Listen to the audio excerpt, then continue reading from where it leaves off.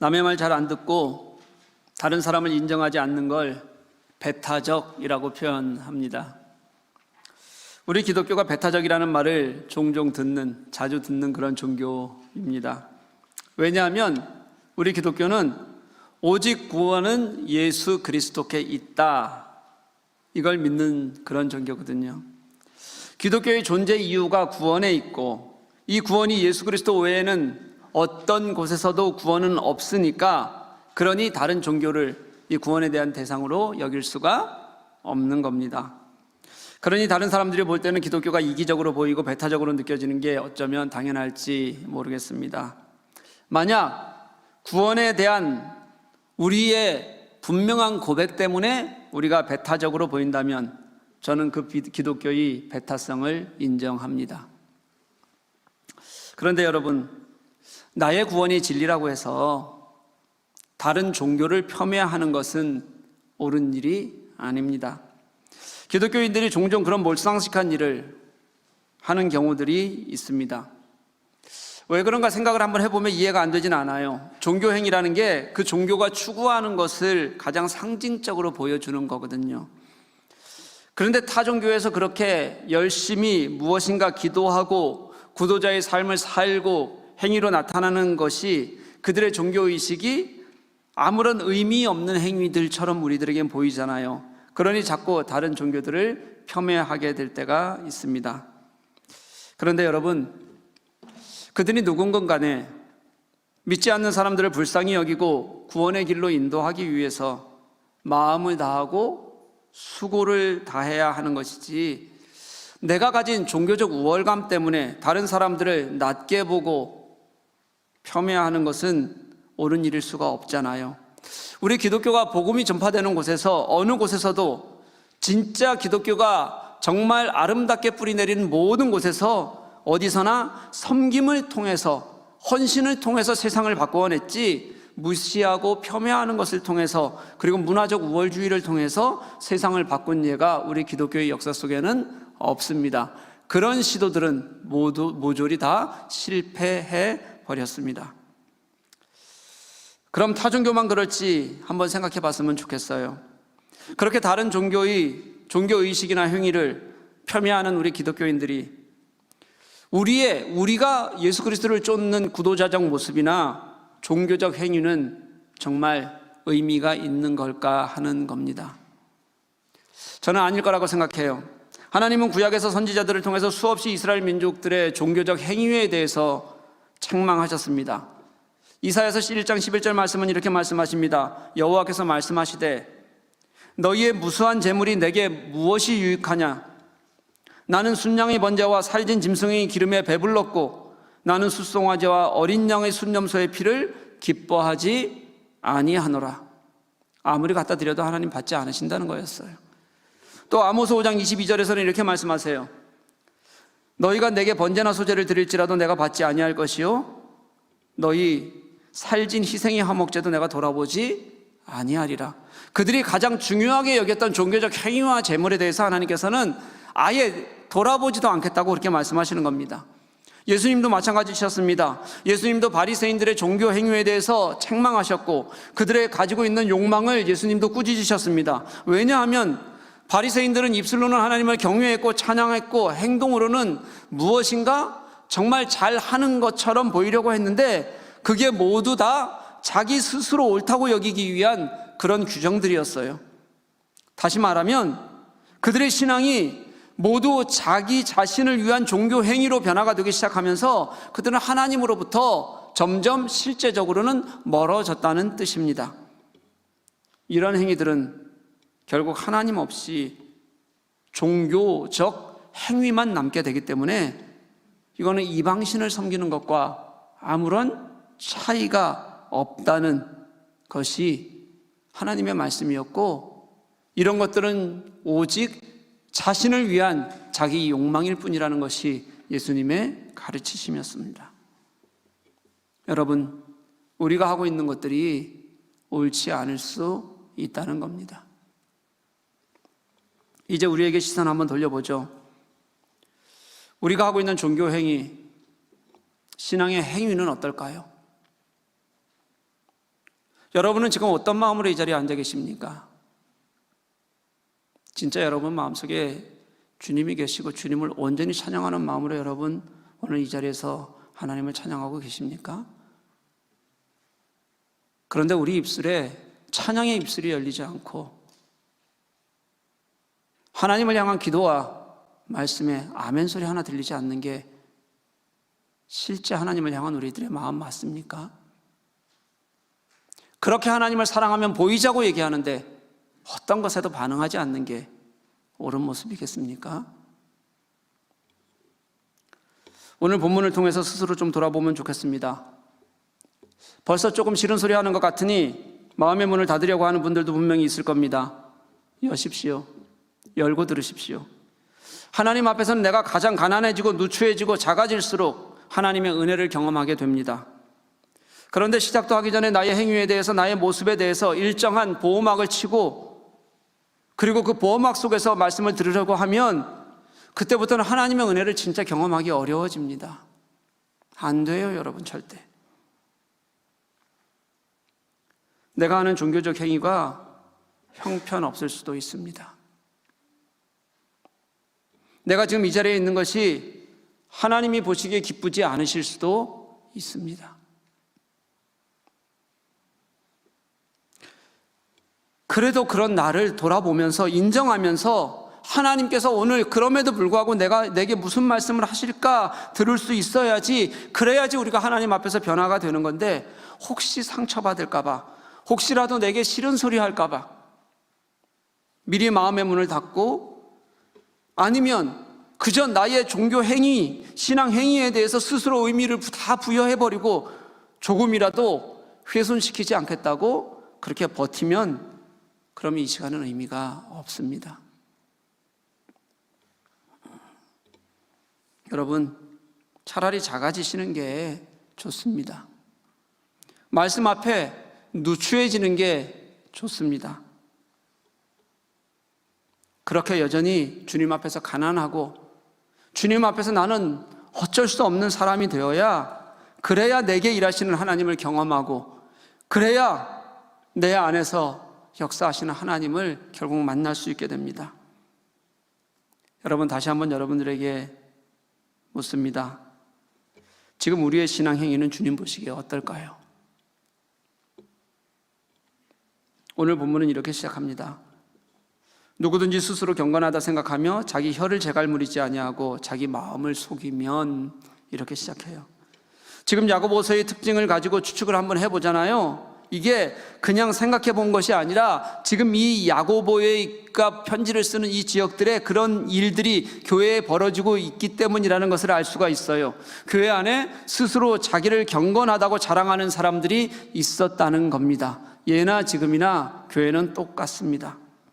여기서 경건하다는 것을 쉽게 설명하면 이런 거예요. 자신의 신앙적 행위를 의미 있고 옳게 본다는 뜻입니다. 그렇게 자기의 신앙적 행위를 스스로 자랑하는 사람들이 교회에서 자꾸 문제를 만들었던 겁니다. 이유는 아주 간단하다고 생각해요. 스스로 경건하다고 생각하니까 판단하기도 쉬울 겁니다. 그리고 말도 많이 할 겁니다. 그러다가 분명히 누군가에게는 상처를 주는 일을, 상처 입히는 일들을 아무렇지도 않게 하게 될 겁니다. 그래서 그렇게 얘기하는 거예요. 자기 혀를 재갈 물리지 않으면 자기 마음을 속이는 것이고 그의 경건은 헛된 것이다, 이렇게 말해요. 자기에게 사기를 친다는 의미예요. 헛되다는 게요. 신앙의 행위를 자랑하는 사람이 자기 혀를 조심하고 말을 조심하고 행위를 조심하지 않으면 스스로 속고 있는 거다, 그것을 자신에게 사기친다, 이렇게 표현하고 있다는 거예요. 여러분, 자기에게 사기를 친다는 게 무슨 말씀인지 아시나요? 간단히 말하면 내가 무슨 짓을 하는지 나도 모른다, 이런 뜻이에요. 그냥 내가 무슨 짓을 하고 있는지 나도 모르는 거예요. 그러면서 그냥 나는 신앙생활 잘하는 사람으로 착각하고 살고 있는 거예요. 내가 하는 일이 하나님 앞에서 바른 일인지 바르지 못한 일인지도 몰라요. 나의 신앙 행위가 그냥 옳다고만 여기는 거예요. 여러분, 교회는 새로 예수 믿기 시작한 사람들, 이제 막 신앙생활을 시작한 사람들에 의해서 문제가 생기지 않습니다. 대부분은 교회의 문제는 목사와 장로 사이에 생겨요. 진짜 아주 오래 교회에서 자기 스스로 신앙행위가 옳다고 생각한 사람들입니다. 오래 신앙생활을 해오고 교회의 중심이 있었던 그런 사람들에 의해서 교회는 분쟁이 생기고 어려움이 생기게 됩니다. 그러면서 어떤 어려움이 생겨도 다 그게 교회를 위한 일이라고 해요. 그리고 다 그게 하나님의 뜻이라고 해요. 그러면서 서로 죽일 듯이 싸워대는 거예요. 자신의 신앙과 신앙 행위가 옳다고 우기는 거죠. 앞에서 말한 대로 나의 경건의 모양은 옳으니 그렇게 우기니까 다른 사람을 받아들일 수 없어요. 근데 나는 그렇게 우기는데 하나님께서는 그 신앙의 행위를 만약 싫어하는 것이라면 얼마나 여러분 안타깝겠습니까? 하나님께서 싫어하시는 것이라면요. 그렇게 신앙생활 하지는 말아야죠. 그들이 해야 할 첫 번째가 뭐였냐면 혀에 재갈을 물리는 거예요. 혀를 재갈 물리지 않고서는 경건한 사람, 진실한 신앙의 삶을 사는 사람이 아니라고 그렇게 말씀합니다. 야고보는요, 여러분, 혀를 조심하라고 말하지 않아요. 혀에 재갈을 물리라고 그렇게 말해요. 여러분, 이 재갈이 뭔지 혹시 아세요? 보통 재갈을 물리는 동물이 있는데 이게 말이에요, 여러분, 말. 이게 뭐냐면 이 그냥 쇠예요. 쇠인데 쇠가 이렇게 길게 있고 또는 가운데가 좀 움직이기도 해요. 이 쇠가 있고 그 옆에 고리가 달려 있는 거예요. 그래서 입에다가 이렇게 콱 집어넣는 거예요. 고리를 집어넣고 고리에다가 끈을 묶어서 이 말을 조종할 때 쓰는 게 그게 재갈이라는 겁니다. 다시 말하면 재갈은 그냥 말을 하지 못하게 하는데 의미가 있는 게 아니라요, 야생적인 동물의 본능이 있는, 야생적 본능이 있는 동물을 컨트롤해서 자기 멋대로 하지 못하게 하는데 그렇게 의미가 있는 거예요. 저는 우리를 생각해 봐요, 여러분. 여러분 스스로 선하다고 생각하지 마십시오.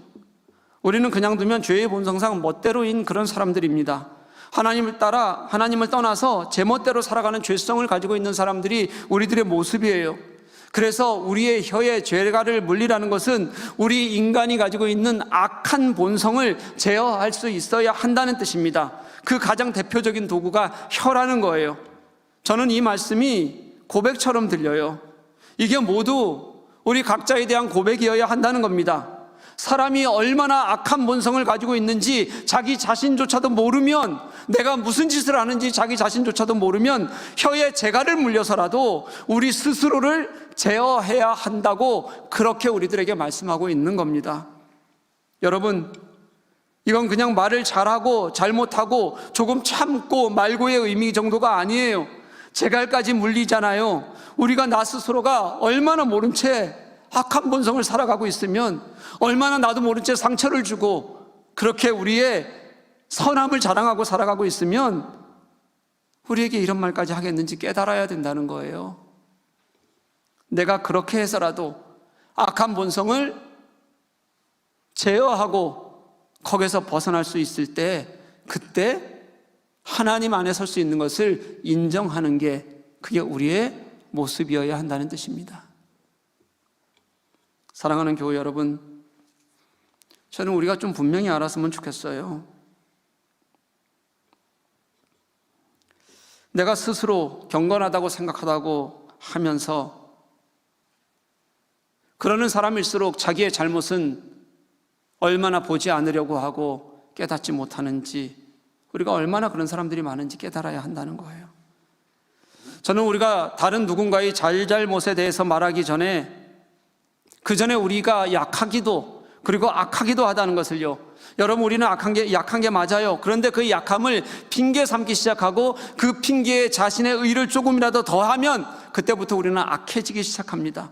왜냐하면요, 우리가 처음에는 그 핑계를 대는 것 같은데 나중에 핑계로만 그치지 않아요. 그 핑계를 가지고 사람을 판단하기도 하고요, 그 핑계를 가지고 교회를 어렵게 만들기도 해요. 제가 목회하면서 가장 많이 보아왔던 교회의 어려움은 그런 것에서 시작합니다. 그래서 하나님 앞에서 우리가 얼마나 부족한 사람들인지를 깨닫는 게 그게 우리에게는 행복한 일이에요, 여러분. 어떻게 하나님 앞에서 나는 경건하다, 나는 괜찮다고 말할 수 있겠습니까? 그렇지 않다고 말하는 사람이 어떻게 사람들 앞에서는 그저 내가 하고 싶은 얘기 다 하고 살아가고, 그리고 사람들을 판단하는 게 당연하게 여겨지겠어요? 어떻게 하나님 앞에서 나는 괜찮은데 저 사람은 안 된다는 게 그렇게 당당한 일이 되겠습니까? 우리가 그렇게 하나님 앞에서 떳떳해지기 시작하면 그 다음부터는 하나님의 마음이 아닌 내가 기준이 되어버려요. 말로만 하나님을 찾는데 거기에 하나님이 안 계신 게 눈이 훤히 보여요. 그게 바리새인들이었어요. 여러분, 교회가 뭔가요? 교회는 예수 그리스도를 믿는 사람들, 예수 그리스도를 주로 고백한 사람들이 모여있는 공동체예요. 중심에 예수 그리스도가 계셔야 된다는 거예요. 중심에 예수님이 계신다는 것은요, 우리가 보는 모든 것들이 예수 그리스도를 통해서, 그리고 예수 그리스도를 지나서 그분의 구원과 사랑하심과 그분의 가르침을 지나서 통과해서야, 그래야 우리가 보는 모든 것들이 보여야, 그래야 그게 교회예요, 여러분. 주님을 통과해서 보이지 않는 것은 그저 내 생각이고 내 시각일 뿐이에요. 그건 교회가 아니에요. 여러분, 내가 어떻게 생각하고 어떻게 말하는지 어떻게 행동하는지 잘 한번 생각해 보세요.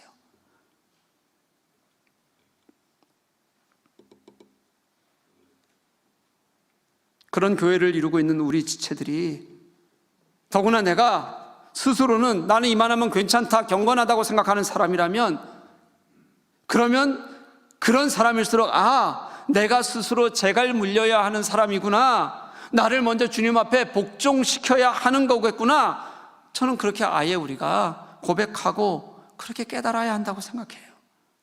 오죽했으면 혀에 재갈을 물리라고 할까요? 저는 이게 우리에게 주시는 굉장히 끔찍한 비유이고 명령이라고 생각해요. 야고보는 그것을 보았습니다. 스스로 잘난 사람들, 그 가운데 예수가 계시지 않는 거예요. 그들이 경건이라고 하는 것은 바리새인들의 경건에 지나지 않는다는 것을 야고보는 보았습니다. 신앙의 겉모습은 그럴듯해 보이지만 그들의 신앙의 모습은 의미 없는 신앙 행위라는 것을 야고보는 알 수가 있었어요. 그래서 그것들 때문에 교회가 골마가고, 그래서 다 같이 힘들어진다는 게 그에게는 너무 고통스러운 일이었습니다. 야고보가 왜 그렇게 행위를 강조했는지 아시겠어요? 지금 이 시간에 우리의 예배도 그럴 수 있어요. 그렇게 목사가 작년 1년 내내 외쳐댔고, 그렇게 목사가 이제 올해는 말씀과 기도로 회복하자고 하는데, 그런데 조금만 어려움이 생기면 가장 먼저 무너지는 게 예배의 자리예요. 우리의 행위가 진짜 하나님을 예배하는 행위가 아니라 그저 우리의 신앙적인 만족과 또는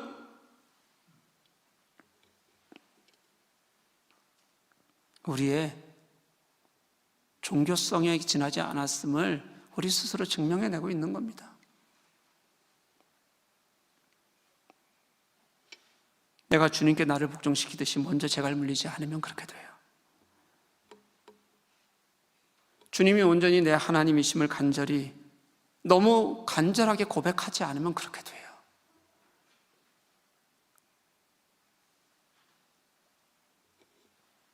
저는 우리가 그런 자기 스스로에게까지도 사기를 치는 그런 교인들, 그런 교회가 아니었으면 좋겠어요.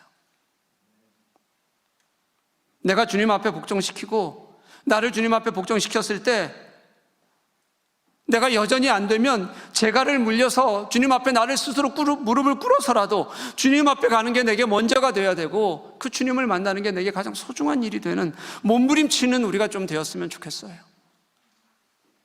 그래야 그게 교회 아닙니까?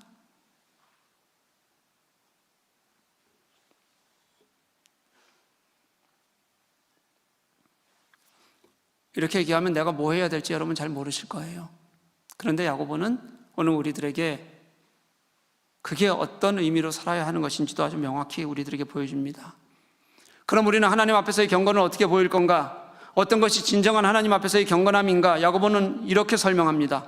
야고보가 말하는 경건은 그저 의미 없는 신앙행위, 거기에 있는 것이 아니라 공적인 영역으로 넓어져야 되고 사회적인 영역으로 드러나야 한다고 그렇게 말합니다. 공동체는 더불어 사는 것에서 하나님 나라를 경험하는 것이지, 자기 혼자 꼭 붙들고 있는 게 나 혼자만의 귀한 신앙이라고 여기는 것은, 그것은 우리 공동체 기독교 신앙이 아니라는 겁니다.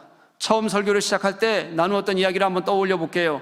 기독교는 십자가의 진리인 복음을 가르치는 데 있어서 당연히 배타적이라고 저는 그렇게 말씀을 드렸습니다. 왜냐하면 구원은 예수 그리스도께만 있으니까요. 이것을 꺾지 않아야 그래야 합니다. 그런데 야고보는 우리가 구원을 말하고 예수 그리스도께만 구원이 있다고 말한다고 해서 그래서 배타적이어서는 안 된다고 그렇게 우리들에게 가르쳐요. 왜냐하면 우리가 배타적으로 보이는 이유는 그렇게 복음의 진리를 잘 전하는 데서 오는 것이 아니라 사실은 그 복음을 말로만 하고 살아내지 않는 데서 우리는 이미 다른 사람들로부터 손가락질을 받고 있기 때문에 그렇습니다.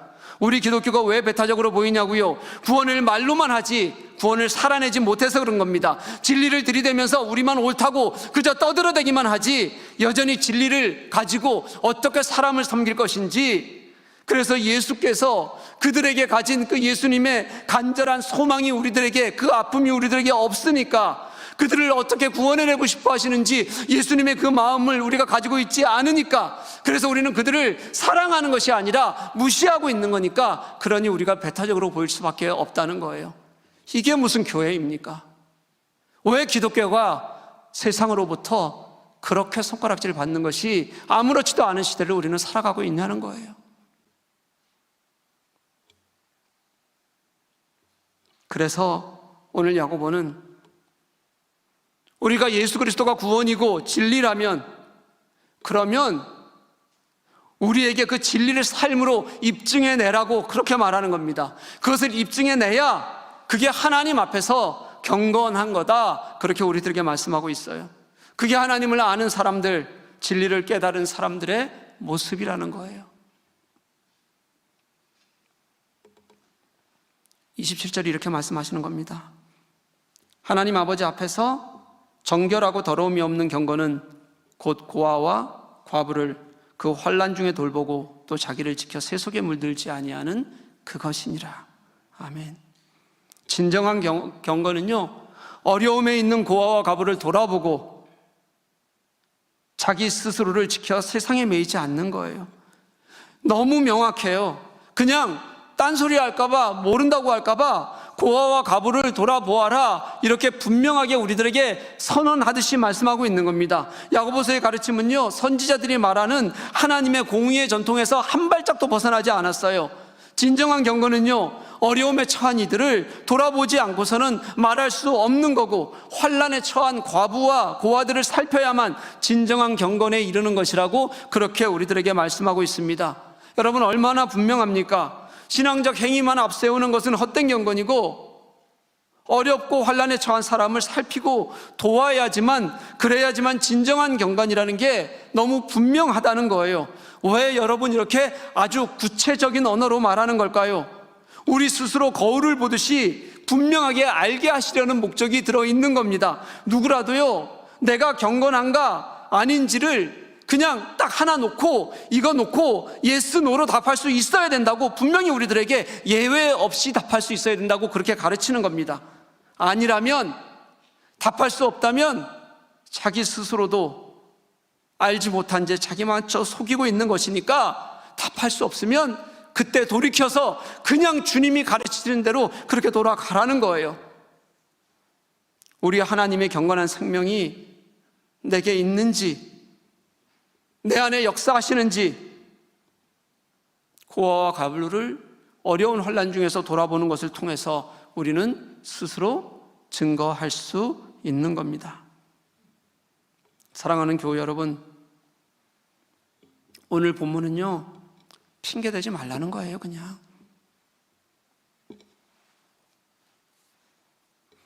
핑계 없이 하나님 앞에서 나를 보라는 겁니다. 근데 여러분, 오늘 말씀 그렇게 보고 계십니까? 야고보 사도가 하나님의 말씀의 증거를 우리 눈앞에 들이댔어요. 그러면서 너 이 증거대로 살고 있냐? 이게 증거인데 그러냐? 라고 물었어요. 이렇게 성경이 성령의 증거를 들이대는데도 불구하고 나는 관계없어, 몰라, 이렇게 대답하지 말라는 거예요. 그런데도 여러분, 혹시 내 마음속에서 스물스물 여전히 변명이 생기고 꿈틀거리는 듣기 싫은 마음이 그렇게 올라오고 있다면 버리라는 거예요. 그냥 다른 이유 없고 핑계 없다는 거예요. 그렇게 스물스물 무엇인가 다시 내가 생각하는 순간 나는 하나님의 말씀을 왜곡해서 듣는 겁니다. 내가 지금 해야 될 일은 지금 내 옆에 있는 과부가 누군지, 고아가 누군지, 환난 중에 있는 사람이 누군지 찾는 거예요. 그냥 무슨 신앙생활을 말로만 합니까? 나아져오라고만 합니까? 나만 은혜 받으면 된다고 합니까? 그러다가 나에게 조금이라도 유익된 일이 아니고 조금이라도 위험이 생길 것 같으면 교회를 비웁니까? 이게 무슨 신앙생활이에요? 이렇게 말씀하세요. 이론적으로는 다 알겠는데 삶이 잘 안 되는데 어떡해요? 이게 저 인정해요, 여러분. 삶이 그렇게 쉬울 리가 없잖아요. 내가 그렇게 완전히 성화된 삶을 사는 사람들 우리가 아니잖아요. 그런데 여러분, 안 되면 나는 왜 안 될까? 나는 무엇에 매여서 안 될까? 주님 앞에서 돌아보고 주님을 찾으려고 노력하면 되는 거 아니에요? 그런 마음을 가져야 되는 게 오늘 말씀에서 우리들에게 주시고 싶어하는 하나님의 말씀이잖아요. 그런데 잘 안 돼요. 그럼 오늘 무슨 생각을 갖냐면 돌 하나 들고 나서 무슨 소리 하나 들으면서 내가 안 되는데 당신이 왜 강요해? 당신이 무슨 자격으로 나에게 그렇게 나를 판단해? 이렇게 자신을 스스로 너무도 합리화시키고 여전히 자기 의로 가득 차서 하나님의 말씀조차 왜곡하고 듣지 않으려는 게 그게 헛된 경건이라는 거예요. 그게 우리 속에 가장 주님께 가는 길을 가로막는 안타까운 우리의 모습이에요. 안 되면 주님께 꿇어 엎드리라 그랬더니 마음은 꽉 닫고 그냥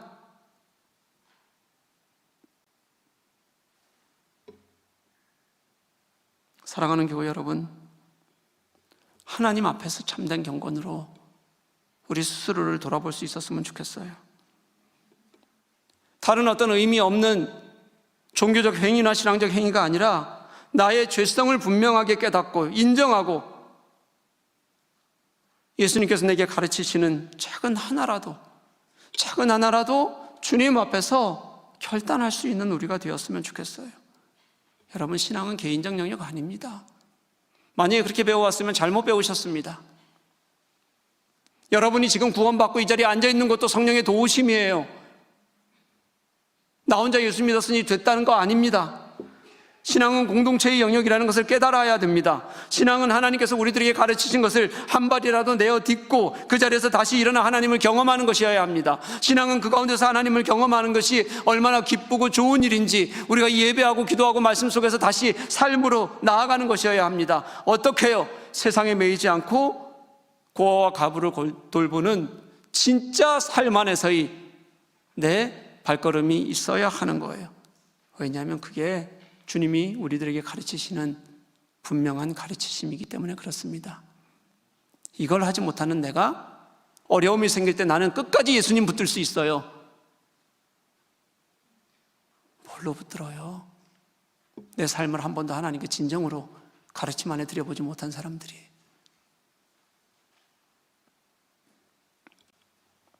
저는 우리가 하나님의 심장으로 살고 있는지 아니면 세상의 욕망으로 살고 있는지 이제는 답해야 된다고 생각해요. 저 이렇게 말하고 싶어요. 우리는 살아있는 영적 존재니까요. 하나님의 생명이 나의 혈관을 통해서 흐르면서 뛰고 있는가? 내가 호흡하고 있는 것이 하나님의 생명의 호흡을 받아서 내가 호흡하는 걸까? 우리가 늘 돌아볼 수 있어야 된다고 생각해요. 그런데 내가 그렇게 하고 있는지 어떻게 알 것인가?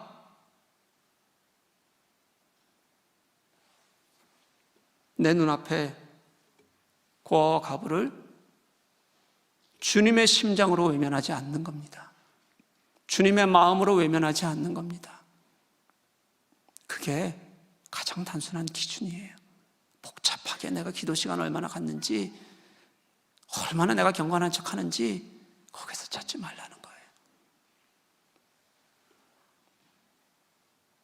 지금까지 내가 살아왔던 신앙적 행위에서 이제 주님께서 가르치시는 삶의 모습으로, 삶의 영역으로 우리를 바꾸어내는 겁니다.